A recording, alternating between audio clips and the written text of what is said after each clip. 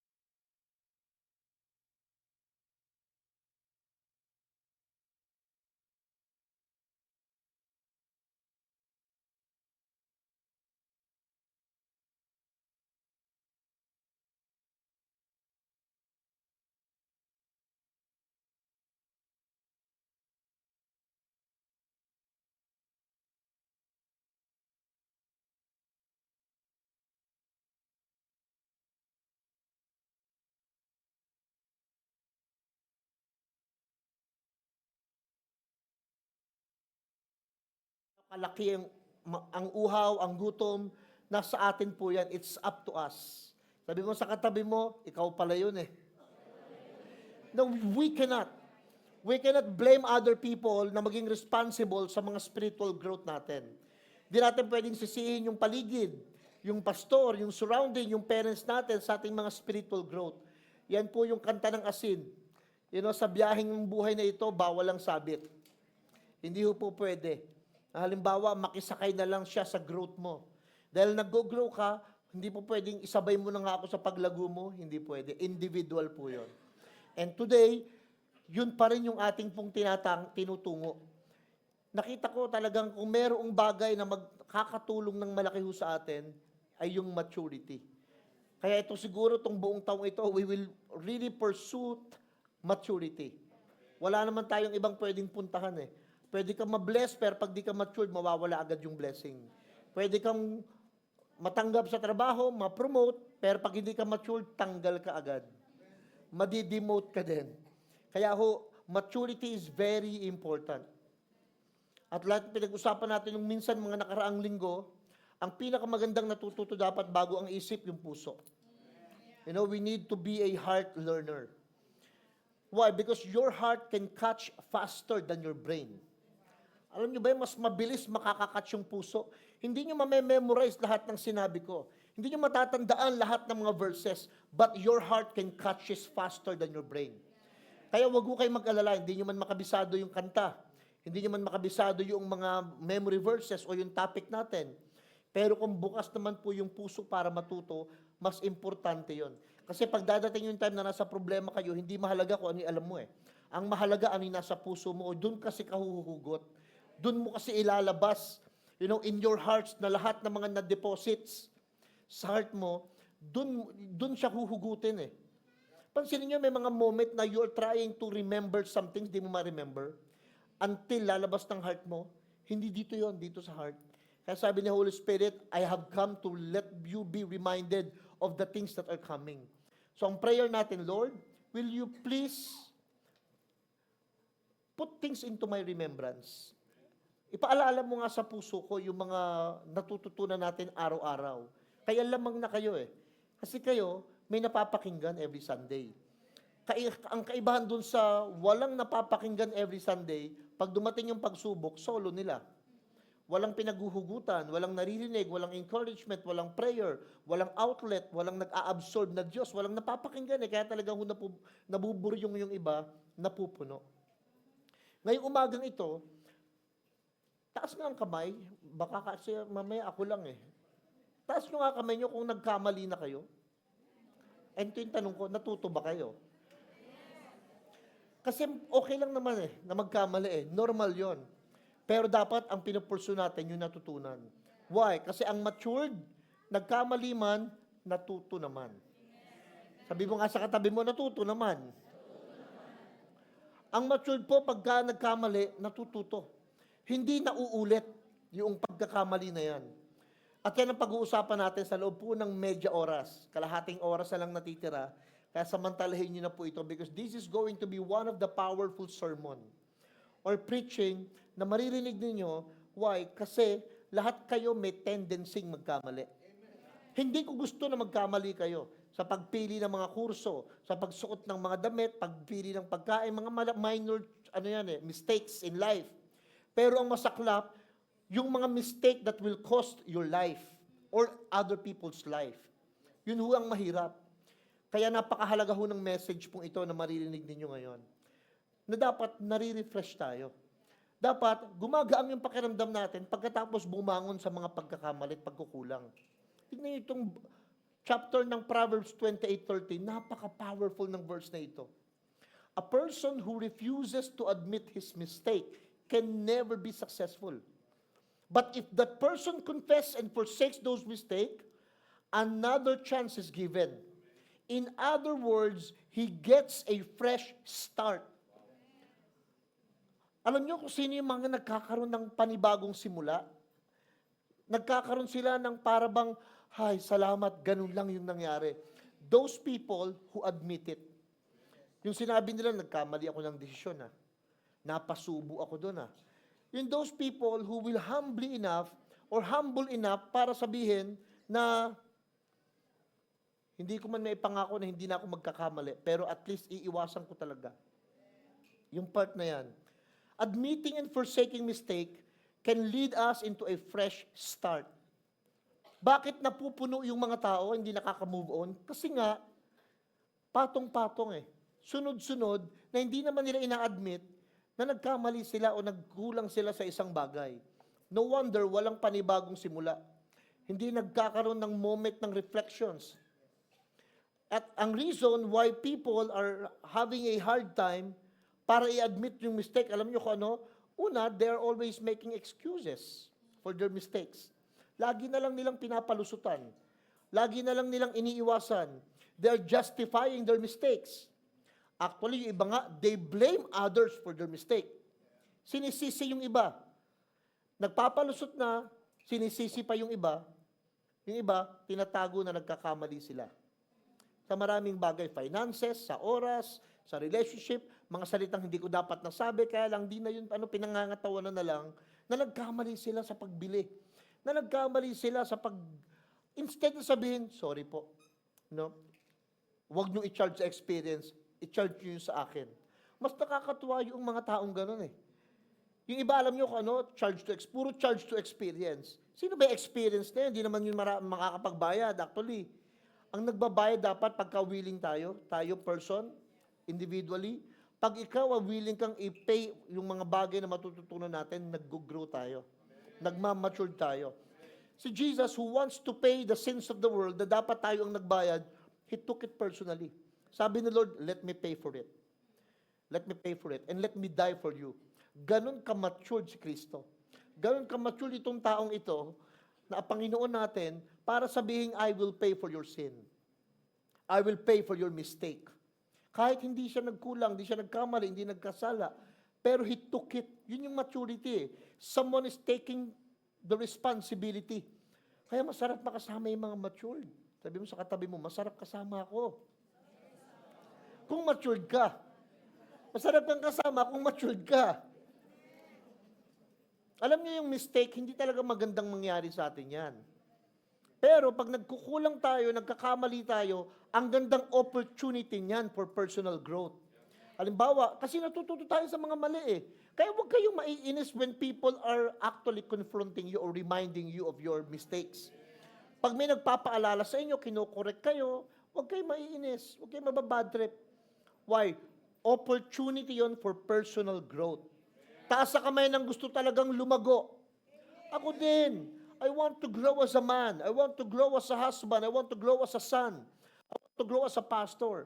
Gusto ko talagang lahat ng pwedeng matutunan, masubukan, gawin. Why? Kasi gusto mong matuto. Kasi gusto mong may makilala, may magawang bago. Life is too short para may stuck ka somewhere from the past. Kailangan ho nating mag-try, gumawa ng gumawa. Amen? Pasukin ang lahat ng pwedeng pasukin na alam mo magbibigay ng kaluwalhatian sa Diyos at sa tao. Pero kung pang sarili lang, maging maingat ka. Pero halimbawa, alam mo naman ang gagawin mo, hindi naman pang sarili, para sa iba, na magandang gagawin mo, para sa Diyos, pasok ng pasok. Subok na subok. Why? Opportunity yon para mag-grow. Tingnan itong 24:16 ng Proverbs. Though a righteous man fall ng 7 beses, tatayo yan. Tatayo yan. Pero yung masama, talagang babagsak ng, matatabunan talaga na parang nadelubyo. Parang calamity ang nangyari sa kanya, kalamidad. Why? Kasi nga, alam mong hindi siya righteous. But for us na matuwid ang pamumuhay dahil kay Kristo, for us na matuwid na kinikilala ng Panginoon dahil kay Kristo, those righteous people, kahit anong ibagsak sa atin, negosyo, kalusugan, relationship, finances, babangon at babangon yan.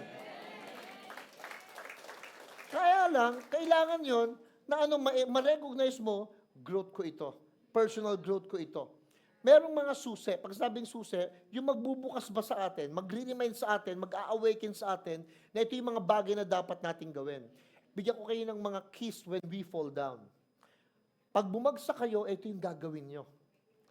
Ako alam mo, I wish, I pray, I hope, siguro kung 10 taon o 20 taon o kaya 30 taon, sana may mga tao akong napakinggan na binigyan ako ng mga susi. Sana may mga tao, lalaki sa buhay ko, na nagsalita sa akin straightforward, na dapat hindi mo pinili yan, ito dapat ito sinabi mo, hindi yan, dapat ito naisip mo. Kaya napaka-bless nyo ngayon, may nagsasalita sa inyo. Amen? Ang hirap ng walang nagsasalitang diretso. Yung iba naman nagsasalita lang para magpa-impress. Masarap yung kausap nagsasalita kasi talagang nagmamalasakit sa'yo. And let me tell you straight, sobra po ako nagmamalasakit sa buhay nyo. Kaya I have to tell exactly from my heart na maintindihan ninyo yung bagay na gustong sabihin sa inyo ni Lord. Unang-una ho, will you please bring all your energy to forget the past? Huwag mong ubusin yung energy mo sa nangyayari sa nararamdaman mo sa iyong ngayon. All your energy, lagay niyo yun sa nakaraan. Bring all our energy sa mga, nasabi ko yata sa nakaraan. Mali. Don't bring all your energy sa mga bagay na masakit nung nakaraan at saka sa mga bagay na mangyayari sa future, wag ho. Ubusin natin energy natin sa magandang nangyayari ngayon. Yung nakaraan, tapos na yon. Yung iba, galit na galit pa rin, nauubos yung oras, yung galit, yung tampo, hinanakit, sa nakaraang tapos na. Yung iba naman, inuubos yung takot, pangamba, duda, sa mangyayari pa lang. Huwag nyo na hong intindihin yon. Sabi mo sa katabi mo, huwag mo nang intindihin yon. Ang mahalaga ho, yung ngayon. Philippians chapter 3, verse 13. Tingnan itong The Living Bible. Nagiging favorite na translation ko ito ngayon eh. No, dear brothers, I'm still not all I should be, but I'm bringing all my energies to bear on this one thing, forgetting the past, looking forward to what lies ahead. Sabi ni Apostle Paul, ang ginagawa ko ngayon, kung uubusin ko yung energy ko, kalimutan yung dati. Tapos wag masyadong Kumbaga, ang mahalaga ngayon, ano yung mangyayari today para sa pupuntahan ko bukas. Huwag nyo nang ubusin yung energy nyo sa mga nangyari sa nakaraan. Wala na pong magagawa yon. Wala na yung maitutulong sa inyo. When things happen and you don't know it, ito yung gagawin natin. Halimbawa, nangyari tapos hindi mo alam. What are the things we will do when things happen na hindi natin alam? Kasi di ba sabi ko, maraming tanong di naman sasagutin ng Diyos. Marami po, sobrang daming tanong, kahit anong tanong ang gawin mo, hindi sasagutin ni Lord sa'yo. To be honest. But these are the things na kapag ka nangyayari, tapos hindi natin alam bakit nangyayari, lagay nyo na kagad sa isip nito. Number 1, know that all things happen to us para mag-work yun for our good. Kung ba't nangyari sa atin yon, mapapabuti ako doon. Ba't nangyari sa akin yon, napaganda pa. Kaya nangyari yon kasi ikakabuti mo. Kaya nangyari yon kasi ikakaganda mo. Ikakaayos ng buhay mo. Huwag mong iisipin na pagkaya nangyari yon kasi ikaka-worse mo. Why? Kaya hindi ka makaka-move on. Maraming tao, nung mangyari sa kanila ang isang bagay, inisip nila, dahil sa nangyari sa akin, naging worse ako. Dahil iniwan mo ako, naging lukarit ako. Nalosyang ako nung iwan mo ako. Huwag nyo na hong isipin yon. Lahat ng nangyari sa inyong pangit, lagi mong sasabihin, dahil doon, I'm a better person now. Nalugi yung negosyo, I'm a better businessman now. Nausira yung relationship, I'm a better person now. Lahat po ng bagay na nag-cause sa atin ng hindi magaganda, lagi yung sasabihin, now I am better than before. Sabihin nyo nga po sa katabi nyo, mas okay ako ngayon. Ano lang gagawin when things happen and we don't know why things happen? Number 2, continue to love God in spite of our painful situations. Ba, nangyari na. Lalo kang ma-inlove sa Diyos. Lalo mong isiksik yung sarili mo sa church. Lalo kang mag-volunteer. Lalo mong, wag mo, iba, alam nyo, pag nasasaktan, lalong lumalayo. Saan ko kayo nakakita ng pasyente in tumatakbo sa doktor? May sakit kailangan mo ng doktor. Yung iba, may sakit, tapos hindi pupunta sa ospital, hindi pupunta sa doktor, ayaw. Natatakot. Minsan, nangyayari din sa Diyos. Kung kailan may problema, doon lumalayo. Kung kailan may hindi magandang nangyayari, doon hindi pumupunta.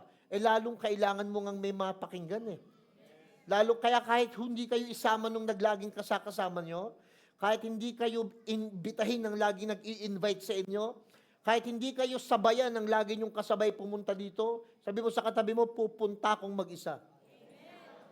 Well, kailangan natin yun Kailangan natin yun. Lalo pag di natin alam ba't nangyayari, lalo kayong ma-in love sa Lord. And continue to fit yourself into the plan of God. Lagi nyong ilagay sa sarili nyo, na kasama ako sa plano ng Diyos. Yung nangyari sa buhay kong hindi maganda, hindi niya plinano yon, pero may plano pa rin ng Diyos sa buhay ko. May maganda pa rin mangyayari sa buhay ko. Pero hindi si Lord ang gumawa ng pangit na nangyari. Kung nalugi ka, nasunugan ka, may nalunod, may nagkasakit, may namatay, nasira, nasaktan, nabitray, na-reject, at kung ano man, hindi yun plano ni Lord. Kalooban ng mga tao yon na ginawa sa iyo o kalooban mo yon. Pero, ang lagay mo kagad sa isip mo kaysa maburyong tayo, hindi. Despite and in spite of, sa kabila ng lahat ng ito, alam kong may plano ang Diyos sa buhay ko. Romans 8:28, tingnan nyo nakalagay. We know that all that happens to us is working for our good if we love God and fitting into His plan. Galing, no? Nangyayari daw lahat ng mga bagay na ito para sa ikabubuti ko. Taas ang kamay ng mga nalugi minsan. Nangyari yan para sa ikabubuti nyo. Taas ang kamay ng mga nasaktan minsan. Nangyari yan para sa ikabubuti nyo. Taas na kamay ng mga nasisaryan. Nangyari yan para sa ikabubuti nyo. Why? Kasi maraming bagay na talagang kailangan mangyari sa ikabubuti nyo. Minsan may mga tao, alam nyo, dahil nasisaryan, nawala ng confidence sa sarili. Which is, they have no idea, kaya ka may anak ngayon dahil biniyak yung tiyan mo. Maaring there are some changes sa body forms mo, but let me tell you, meron pa bang pinakamahalagang regalong inilabas ng katawan mo kundi yung anak mo? That is the most important things person happens sa buhay mo. Kaya even that, Pastor, magmula na siya rin ako, parang din ako makapag two-piece. Marami na pong mga one-piece ngayon, mayroong takip minsan. Pwede. But the most important thing, nangyari yon, even that, ba't naoperahan ka, ba't nawala ka sa trabaho, may kakilala nga ako eh. Ngayon sinasabi niya, buti na lang na-experience ko yung trabaho na yon. Yung dati kong pinasukan trabaho, na nagkandahirap-hirap ako, toxic ang work, toxic ang people, pero ang dami niya palang natutunan. After niya mag-resign, after 1 year, he is now in a better company, better compensation, better person. Naging maganda lahat kasi nangyari yon, natutunan niya. Kaya pag may nangyayari sa inyo hindi magaganda at masasakit, mag-smile na kayo. Sabi nyo nga, ha. Kumbaga parang nasa akin ang huling halakhak. Amen! Palakpakan natin si Lord. Why? Because all things will work together for good. Basahin nga uli natin, 8:28. And we know that all that happens to us, ngayon alam natin, lahat ng nangyari sa atin is working for our good. If we love God and fitting into His plans. Kaya inuna ko yung pangalawa na dapat i-fit nyo sa plano ng Diyos. Para masasabi natin lahat ng nangyari para sa ikabubuti ko ito. You need to understand this. God knows better than ourselves. Mas alam ng Panginoon yung mas better sa atin. Mas alam ni Lord yung mas better sa buhay mo. Mas better para sa iyo. Meron talagang mas taong mas sakto para sa iyo. Minsan hindi mo maintindihan, hindi natin ma-explain, pero dadating talaga yung tamang tao. Pero dadating din sana dumating sa buhay nyo, yung maling tao mawala sa buhay nyo. Sabi mo nga sa katabi mo, ikaw ba yung tamang tao?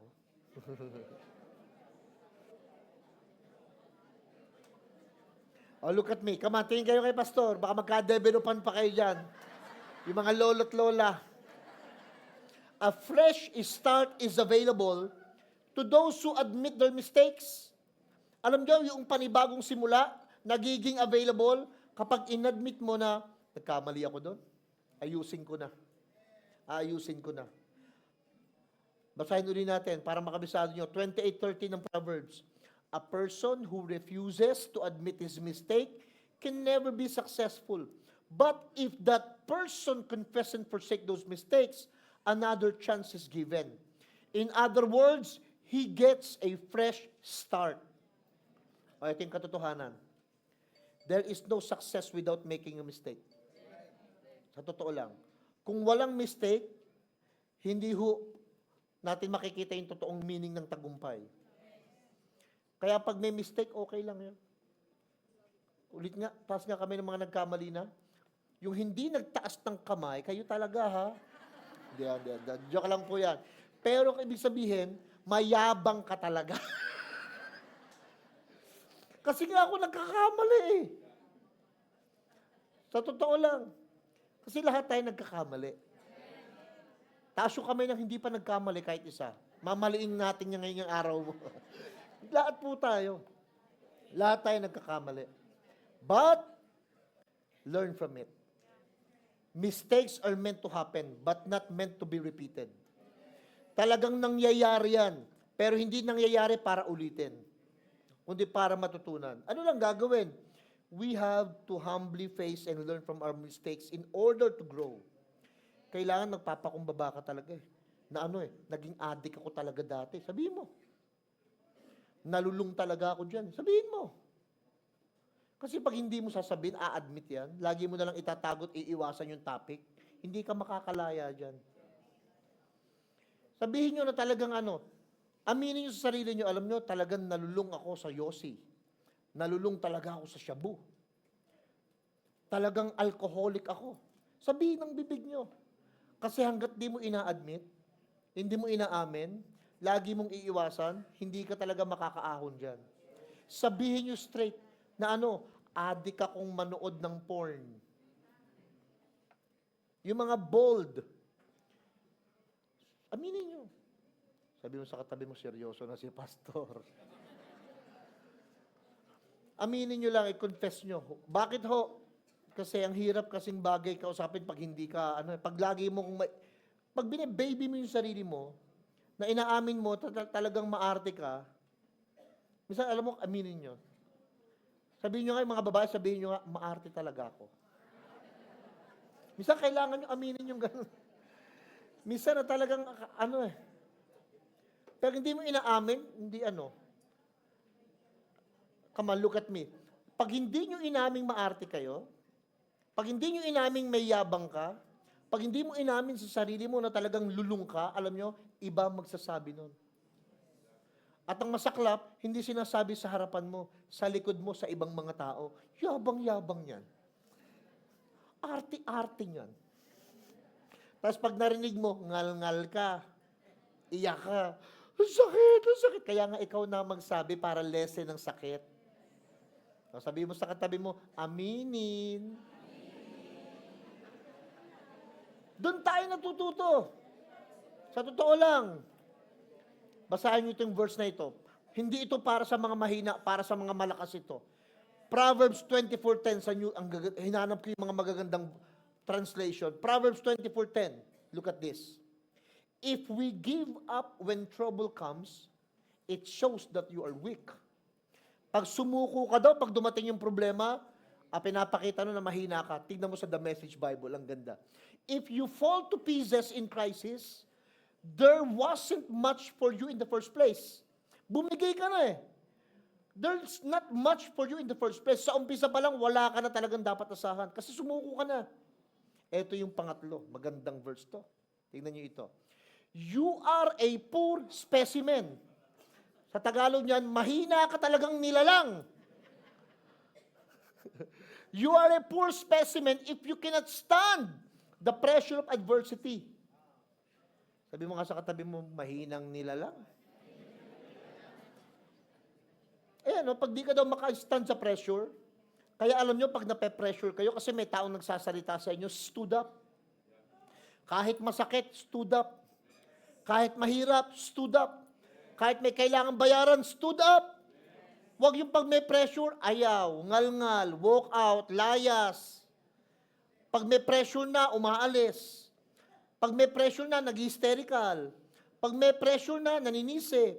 Huwag pag may pressure na, alam nyo tayuan mo. Sabi mo, sige po, sabihin nyo sa akin lahat ng masakit. Sige, i-correct nyo ako para matuto ako. And then, that will happen. Why? Doon tayo nag-grow. It's okay to make mistake. Pero again, huwag naman ulit-ulit. Ang unlimited, sa mang inasal lang yung kanin. Pero yung katangahan, isang beses lang yun. Sabay-sabay tayo, sabi mo nga sa katabi mo, wag only ang tanga. Wag unlimited. Alam ko, minsan naging tanga tayo sa buhay. Lahat tayo. Alam ko, minsan pumalpak tayo. Tell you straight, ang dami ko pong katangahan sa buhay. Napakarami po. Napakarami kong mga kapalpakan sa buhay. Kaya lang, hindi mo na pwedeng kantahin, kung maiba. Hindi mo na mababalik yun eh. Pwede mo kantahin, pero kung maibabalik mo lang, hindi na mababalik. Ano na lang gagawin? Matuto. At wag nang ulitin. Why? Ito yung kasi resulta pag nauulit. Here's are the result if we keep repeating the same mistake. Una, it grow the consequence. Lalo lang lumalala. Lalo lang lumalala. Lalo lang. Si Saul, dapat ko nabigyan na siya ng second chance eh. Di medyo mainit na siya sa mata ni Lord. Marami nang irritable sa kanya ng mga tao, pati ang Panginoon. Naiirita na sa ugali niya, binigyan siya ng second chance ni Lord. O sige, ganito. Sabi ng prophet, punta ka kay Saul. Sabi mo sa kanya, talunin niya itong bansang ito, ubusin niya lahat. Walang ititira. Walang ititira. Alam niyo, ginawa ni Saul, nagtira. Sabi nga, walang ititira eh. Pati mga hayop, ubusin na. Kaya lang ngayon, nagtira na naman, hindi sinunod. Sumunod, 50% lang. Yung another 50%, sarili niya pa rin sinunod niya. Nung time na yun, sabi na ni Samuel sa kanya, wala talaga. May second chance ka na para matuto eh. May chance ka na para magsimula uli. Wala talaga, sarili mo pa rin iniisip mo. Hindi mo pa rin iniintindi kung ano yung instruction sa'yo ni Lord. O yun na, wala na. Yun na yung time. Life can become better or worse, so prepared to act in faith. Tandaan nyo ito. Yung buhay natin, talagang may dadating ho na hindi nyo gusto. Masasaktan ka talaga. Sabi mo sa katabi mo, masasaktan ka. Nangyayari talaga yan. Sa maraming paraan, sa pera, sa salita ng tao, sa iniisip ng iba. Minsan nga nasasaktan kayo sa trabaho eh. Pero agree ba kayo na mas masakit masaktan sa kamag-anak? Sa ibang tao, okay ka pang masaktan eh. Pero ang masakit, alam nyo kung ano, ang nakakasakit sa'yo kung minsan, yung sarili mong asawa. Minsan, yung sarili mong anak. Minsan, alam nyo kung ano masakit, yung katabi mo. Minsan, nakakasakit na siya. Kasi nga, mahal mo eh. Pero you know what? Kaya kailangan i-strengthen nyo yung faith nyo kay Lord. Kailangan maintindihan natin na, Lord, salamat, naniniwala ka sa akin. Salamat, Lord. Lagi mong naiintindihan ako. Sabi ng 2 Corinthians 5:7, we walk by faith, not by sight. Hoy, marami ka talagang makikita sa mundong ito na ang sakit-sakit. Marami ho kayong mararanasan sa mundong ito na talagang it will hurt you so bad. Kaya lagi mo sabihin sa sarili mo, but I will walk by faith. Kahit masakit, tuloy-tuloy lang ako. Kahit anong mangyari, tuloy-tuloy lang ako. Sa dream nyo, huwag kayong magpa-apekto basta-basta.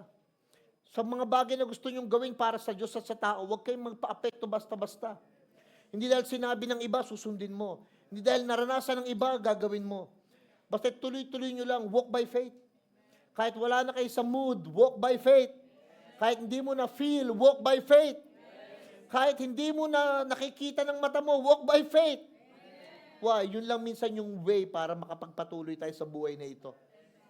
Kung lagi kong tinignan yung mga bagay na pwedeng maging dahilan para sumuko, tumigil na ako eh. Kaya lang nakita ko, I need to walk by faith.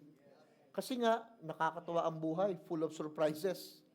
Unexpected things happen right before our eyes. Mismong harap mo, nakikita mo, nangyayari sa ganito yung mga buhay ng tao. Na ang sigla-sigla, biglang nawala. Biglang namatay. Ang ganda-ganda ng takbo ng negosyo, biglang nalugi. Okay naman, biglang nasira. Life is full of surprises. Kayo lang eh, tatawa-tawa kayo ngayon, bukas niyan, iyak-iyak kayo. Life is full of surprises. Okay ka nung una, biglang magugulat ka, galit ka. Nagpapabago-bago, people are people. We will always be disappointed by people. Tanggapin po natin yon, tama? Pero let me tell you, God is never surprises by all these surprises. Hindi ho nasusurpresa ang Diyos sa mga nang surpresa ng mundong ito. Alam na ni Lord. So stop feeling sorry for yourself or blaming yourself. Huwag nyo na pong sisihin ang sarili nyo. Baka meron pa dito hanggang ngayon sinisisi yung sarili niya sa pagkamatay ng anak niya. Baka meron pa dito sinisisi ang sarili niya sa pagre-resign niya sa trabaho, kaya kayo nagkaganyan ngayon. Baka meron dito sinisisi pa hanggang ngayon yung asawa niya dahil sa nangyayari sa kanya. O baka meron dito ngayon, sinisisi pa hanggang ngayon ang Panginoon. Yun ang worst thing. Yun nga lang kakampi mo, sinisi mo pa. So stop the victim mentality. Sabi mo nga sa katabi mo, huwag ka ngang pa-victim. Alam niyo, huwag na natin isipin na lagi na lang tayong kawawa. Na lagi na lang tayong biktima. Stop rehearsing and regretting the past. Madalas kasi lagi nating nire-rehearse, lagi nating nire-regret yung nakaraan. Sinasabi natin palagi kung ano yung nangyari dati, kung ano yung nangyari noon, lagi nating nire-rehearse. Hindi ko makakalimutan yung ganito, hindi mo kasi sinasabi mo kasi hindi ko makakalimutan eh. Sabi mo na ngayon, nakalimutan ko na. Nakalimutan ko na yung nakaraan. Wala, actually nga, sa totoo lang, wala na naman yung sakit eh. Kaya lang, kada naaalala mo, you are doing, alam niyo kung ano tawag doon, self-inflicting pain. Ikaw mismo nag-i-inflict ng pain na yun sa sarili mo. Hindi naman yung ibang tao, kasi tapos na yun eh. Nakaraan na yun eh. Pag binabalik mo, ikaw na yun, hindi naman yung tao na yun nagbalik sa'yo eh. Di ba, hindi naman sitwasyon na buhay uli, tapos lumapit sa'yo. Actually, those pain, tayo ang lumapit sa kanila, kaya tayo nasaktan eh. Yung mga pain na yun, tayo ang nag-entertain nun sa isip natin, kaya nasaktan na naman tayo. Kaya tama na. Sabi mo sa katabi mo, tama na. Everything happens according to the season that God has set. Tignan niyo Ecclesiastes 3:1. There is a time for everything and a season for every activity under heaven.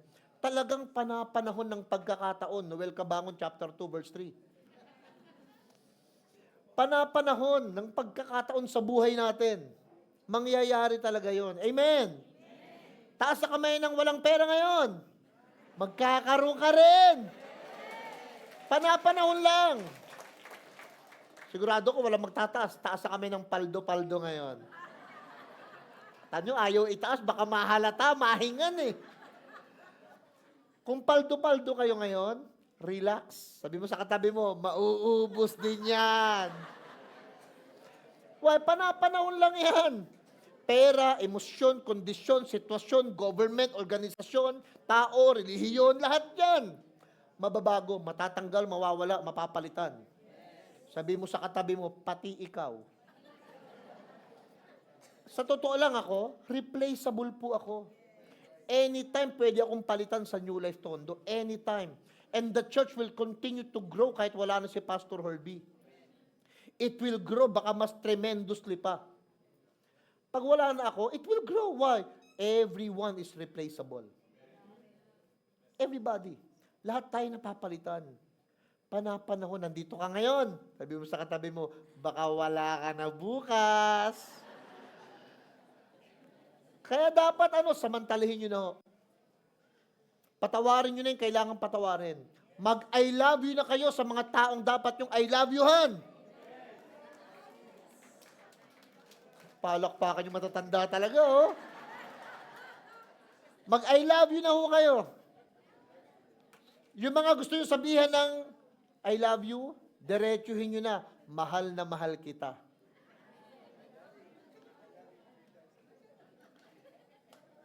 Tingnan nyo yung sa chapter 3 verse 11 ng Ecclesiastes. He has made everything beautiful in its time. May timing talaga eh. Isaiah chapter 60 verse 22, at the right time, I, the Lord, will make it happen. Meron timing talaga eh. Hindi mo talaga timing ito eh. Minsan kahit gusto mong mangyari, now na, nga, walang nangyayari. Why? Kasi may timing si Lord. May timing si Lord. That's why learn from our failures now. Matuto na tayo ngayon. Kung nasaktan ho kayo ngayon, matuto na tayo. Pero kung nakasakit kayo ngayon, please naman, matuto ka na. Maging sensitive naman tayo na nakakasakit na tayo. Maging naman tayo, maging mature naman tayo na wag man tayong padalos-dalos ng salita. Nakakasakit ka na eh. Sabi mo nga sa katabi, nakakasakit ka na eh. Huwag kang padalos-dalos ng salita. Huwag kang chat ng chat, huwag kang text ng text, huwag kang post ng post. Alam niyo mga post nyo, yung masasayang bagay sa buhay nyo. Please. Kung may ipopost kayo, yung masasayang bagay sa buhay nyo na talagang you are proud of. Pero, huwag nyo nang ipopost yung mga kagalit nyo. Huwag nyo ipopost yung mga galit mo, inis mo. Huwag nyo ipopost yung nangutang sa'yo, 50 pesos lang, pinost mo na. Kung makapost ka, wagas. Ang liit lang naman ang inutang, di naman 50 milyon. Kahit nga malaki, huwag nyo nang i-post. Sabi mo ka sa katabi mo, huwag kang post ng post. Sa Facebook. Bakit po? Every successful businessman or entrepreneur, alam nyo kung anong alam nila? Real success is built on failure. Lahat ng mga talaga naging successful business people or mga tao na nag-success sa business, sa sports, sa lahat ng mga larangan, alam nila na it was built on failures. pumalpak talaga sa mga paraan. Si Thomas Edison, alam niyo ho yung light bulb natin, 10,000 beses ng pagkakamali. Bago na i-program yung pinakatama. Pero hindi yan sinabing 10,000 failure. Alam niyo kung ano sabi niya? Never call failure a failure, call it education. Sabi ni Thomas Edison. Hindi niya sinabing, I found 1,000 ways. Hindi sinabing, I failed 1,000 times. Sabi niya, I found 1,000 ways how to make it, para magliwanag daw. Kaya ano dapat? Matuto. Matuto. Sabi mo sa katabi, matuto ka na. Alam niyo saan tayo magpo-focus? Focus on what needed to be changed. Please, pag-focusan po natin are the things na kailangan may baguhin. Tapos minsan maging radikal kung kailangan now na. Minsan alam nyo, may mga bagay na hindi mo na pwedeng pag-antayin. Ulitin ko po, may mga bagay na hindi mo na pwedeng pag-antayin. Kailangan gawin mo na. Proverbs chapter 4 verse 23. Be careful on how you think. Why? Your life is shaped by your thoughts. Alam niyo kung ano nangyayari sa buhay natin? Nakadepende rin sa kung ano iniisip natin. So be careful how you think. Mag-ingat po tayo sa iniisip natin. Sa mga pinagpo-focusan natin, focus on what you are needed to change yourself. Yung mga kailangan nating baguhin sa sarili natin, doon mo i-focus. Kaya ayusin ko to, baguhin ko to, doon ka mag-focus. Why? Yung buhay po natin will not be shaped by problem. Our life is not shaped by our mistakes, failure, or accomplishment. But our life is being shaped by what we think. Kung ano yung nangyayari sa buhay nyo, ngayon, meron akong mga pinapakinggan ngayon, quantum physics. Ay, wala na pala tayong oras, sayang. Tapos na po. Uwi na tayo. Stop this poverty mentality. Stop this victim mentality. Alam nyo, gawin natin, mag-start tayo magkaroon ng victor mentality. Yung lagi tayo magtatagumpay. Let me close in this verse. Romans chapter 12 verse 2. Sa NIV muna. Do not conform any longer to the pattern of this world, but be transformed by the renewing of our mind. O, tingnan nyo itong The Message Bible. Ang ganda nito. Tapos we will close in this. Sabi dito, don't become so well adjusted to your culture that you fit into it without even thinking. Instead, ang gawin daw natin, fix your attention on God and you will be changed from inside out. Tapos magiging handa daw tayo para ma-recognize what God wants from us. Tapos mabilis tayong makakatugon. Hindi katulad ng mga kultura na nakapalibot sa atin na lagi na lang tayong hinihila pababa sa level ng immaturity. God brings the best out of you para ano daw yung purpose ni Lord? Sa lahat ng mensahe ito napapakinggan natin, i-develop yung well-formed maturity in us. Pag ho tayo nagmamatured na, hindi na masyadong blessing ang tingin mo lagi ang hinahanap. Pag tayo nagmamatured na, hindi na palaging emotional ka. Pag tayo nagmamatured na, hindi ka madaling mahila pababa. Pag tayo nagmamatured na sa mga pagkakamaling nararanasan natin sa buhay, hindi ho tayo nagiging tampuhin. Nagiging mas maunawain na tayo kaysa tampuhin. Mas nagiging mapagpatawad tayo kaysa mapagtanim ng galit. Why? Kasi nga yung maturity na well-formed, developed na in us. Mangyayari lang yon pag yung isip natin, kinukonekta natin kay God. Mangyayari lang pag ang nasa isip mo, ang Diyos, hindi ang sarili. Pag ang nasa isip natin, pag-ibig, hindi galit. Pag ang nasa isip natin, provision, hindi expenses. So, ganun kahalaga itong pinag-uusapan natin ngayon. It will totally change you, transform you. Kapag natuto tayo. So, ang matured, nagkamali man, natuto naman. Amen? Alam niyo po, napakabait talaga ni Lord. Hindi tayo lumagapak nung magkamali tayo. Pansinin niyo, buhay pa rin ho kayo. Di naman ka namatay nung magkamali ka eh. Hindi kayo namatay nung magkamali kayo. Sa anumang pagkakamali. So ano pa ho yung dinadamdam natin? Ano pa yung sinisisi natin sa iba o sa sarili? Buhay pa naman tayo. Pag binalikan nyo yung mga nangyari sa California na mga bahay na nasunog, maiintindihan nyo ang pinaka-comforting words na masasabi mo sa kanila. Alam nyo kung ano? Yung sinabi ni Jesus Christ. Sabi ni Lord, hindi ba mas mahalaga ang buhay kaysa sa bahay, kaysa sa lahat ng mga ito? Magiging comforting talaga yung words ni Jesus. Hindi ba mas mahalaga yung buhay kaysa lahat ho ng mga nawala sa inyo? Kung saan man ho kayo nahulog, kung saan man kayo nagkamali, ang mahalaga ngayon, may mga buhay kayong tinetake care. Ang mahalaga ho ngayon, meron kayong buhay na pwedeng ayusin at baguhin at ipaglingkod sa Panginoon. Amen? That's why we're still alive today. Dahan-dahan tayong tumayo. Ang prayer natin ito. Ang prayer natin ito. Araw-araw, dapat ganito yung dasal natin. Na Lord, alam ko yung mercy mo, lagi akong tinatayo. All the days, araw-araw, yung goodness mo. So ang prayer natin, Lord, sa lahat po ng mga error ko, mistakes ko, maaring damay ang iba sa pagkakamali ko o nadamay ko ang iba sa pagkakamali ko. But today, ang prayer natin, Lord, teach me. Turuan mo kami. Tulungan mo kami.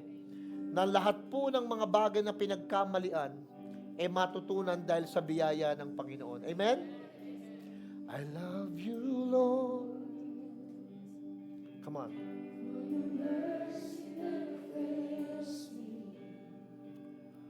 All my days, I've been held in your hands.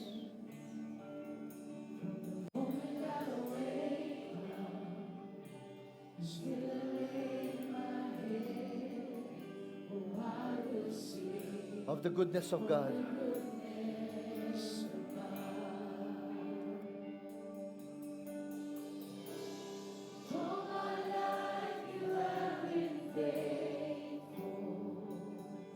All my life, Lord, you are so good. All my life you have been so good. Every breath that I take, Every breath that I am able, oh, I will sing of the goodness of God. I love your voice. And you have led me through the fire,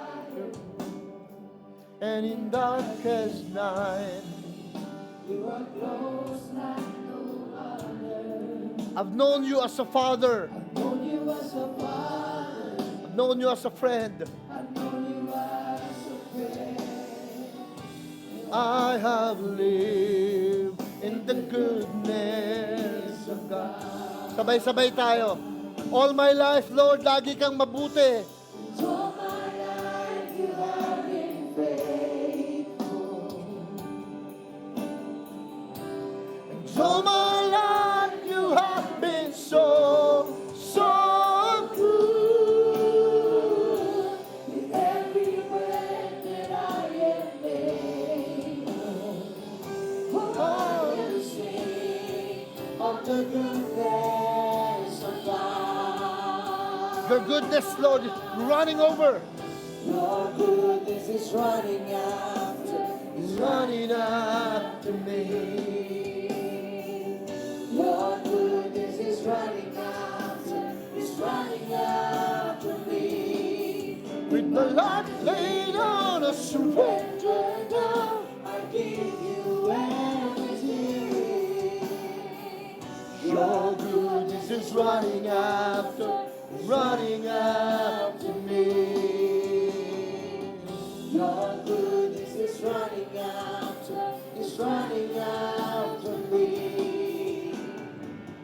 Your goodness is running after, is running after me. With my life laid out, I surrender down, I give you everything. Your goodness is running out to me. Every head bow and eyes closed. Panginoon, sa mga taong nagkamali para sa amin at nasaktan kami, we forgive. Kung kami naman ang nagkamali at nakasakit sa iba, forgive us, Lord. And we will also ask for forgiveness to those people. Hindi kami titigil hanggat di namin nawi-win yung heart nila, Lord. Dahil gusto lang namin, Panginoon, matuto ng matuto. Dahil yun naman ang biyayang binigay mo sa amin. That's the grace, Lord. That is the unmerited favor na binigay mo sa amin. Ang patuloy kaming makabangon, makapagsimula sa lahat ng mga bagay na nangyari from the past years, months, and weeks. Past decisions, Lord. Mga sitwasyon na pinagkabagsakan, mga sitwasyon, Lord, na naging mali sa buhay namin. Binibigyan mo kami ng chance ngayon, Lord, to grow. Chance, Father God, to fix it. Chance, Lord, right now. At nangyayari ito ngayon dahil sa pagmamahal mo sa amin. Nangyayari ito ngayon dahil sa biyaya mo sa amin, Panginoon. Nangyayari ang lahat ng ito ngayon. Kung ba't kami natututo, ba't kami nagsisimula uli, it is because, Lord, you love us so much. Ayaw mong nasisira ang buhay namin. Ayaw mong napapahama kami. Ayaw mo, Lord, na napapariwara kami, Lord. Ayaw na ayaw mo nito. You want your people to be better. You want everyone here in this room, Lord, gumaling sa karamdaman, gumanda yung takbo ng negosyo, gumanda yung takbo ng pamilya, makatapos sa pag-aaral, magkaroon ng magandang trabaho na may magandang sweldo.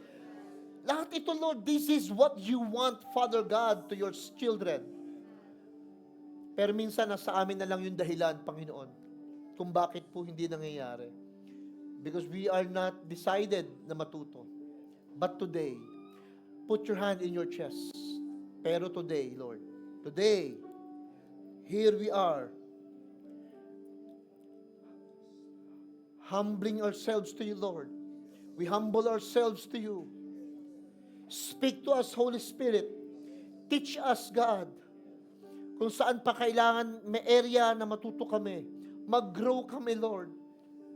Talagang gustong-gusto namin, Lord, yung word mo sa amin ngayon. Mag-matured kami. Mag-grow kami, Lord. Sa emosyon, sa salita, sa mga decision making, sa aming pong mga plans, sa aming pong mga desires. Mag-grow kami, Lord. This is the only way sometimes for us to be healed. Minsan ito yung paraan mo para pagalingin kami. Minsan ito yung paraan mo para, Panginoon, iahon kami. Minsan ito yung paraan mo, Lord. Hindi bigyan kami ng himala, kundi bigyan kami, Panginoon, ng paraan, ng way para unti-unting makita, makilala, malaman ang mga paraan mo, Lord. For your ways are higher than our ways. Minsan ito yung paraan mo, Panginoon, sa bawat isa. Yung immature kami para kung di man magbago yung sitwasyon or kondisyon, hindi na kami masyadong affected. Hindi man namin makuha yung gusto namin, Lord. But because you are maturing your people. But because, Father God, you are now changing the way we think. Hindi kami nahahatak ng ganong kadali na. Hindi kami bumibigay ng ganong kabilis na. Mas mahalaga ito sa pera. Mas mahalaga ito, Lord, sa material na bagay na pwede mong ibigay sa amin. That is why today, here we are. Here we are, Lord. Speak to us. Mangusap ka, banal na Espiritu. Kausapin mo ngayong mga anak sa mga bagay na kailangan po naming matutunan. Mga bagay na kailangan po naming malaman, Lord. Ayaw naming maging emotional. But what we want, Lord, today, to become a man and a woman na may wisdom. Alam kung paano gawin yung mga practical na bagay. Alam paano gawin, Lord, na makipag-ayos. Alam paano gawin, Lord, na makapagsimula muli. Para kung nagkamali man, natuto naman kami dahil sa pag-ibig mo, Lord, na umaalalay sa amin ngayon. Taas natin kamay natin kay Lord. Thank you po, Lord. Lagi kang tapat, lagi kang mabuti.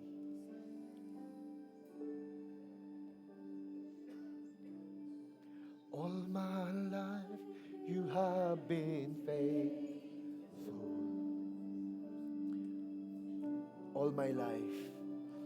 All my life you have been so, so good. With every breath, Lord.